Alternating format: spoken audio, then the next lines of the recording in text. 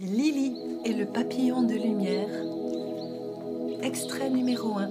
Collection Contes de Nouvelle Terre.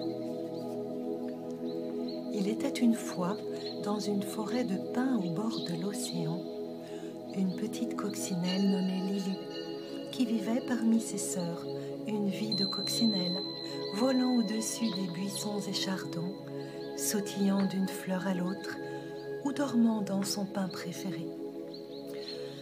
Mais Lily n'était pas heureuse, elle était trop souvent triste. Il faut dire que les lois de sa tribu étaient très strictes. Ayant peur de tout, cette tribu de coccinelles avait créé de nombreuses règles pour se protéger.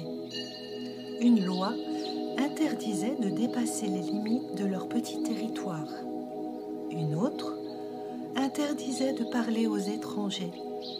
Et il était absolument interdit de partager la nourriture avec d'autres habitants de la forêt, de peur de ne pas avoir assez à manger. Lily, qui était curieuse, aurait bien aimé pouvoir parler aux étrangers, leur demander des nouvelles de leur pays. Elle rêvait même de visiter le monde. De plus, les coccinelles ayant aussi peur d'aimer avaient instauré deux autres lois. La première interdisait de se toucher, d'avoir des gestes de tendresse et obligeait à toujours garder une certaine distance les unes avec les autres. Et la deuxième loi interdisait même de parler de ses sentiments. Lily, qui avait un grand cœur, ne pouvait s'empêcher de regarder ses sœurs avec amour ou de vouloir leur faire des bisous. Mais ces dernières la rejetaient à chaque fois et reculaient avec dureté. Alors Lily se sentait toute seule, isolée du monde et de ses sœurs à cause de leurs lois et de leurs peurs. Pour mieux comprendre la tribu de Lily, il faut savoir que la raison première de toutes leurs peurs était la terreur qu'elles avaient de mourir et de souffrir. Elles avaient tellement peur de la mort qu'elles croyaient s'en protéger avec toutes ces lois.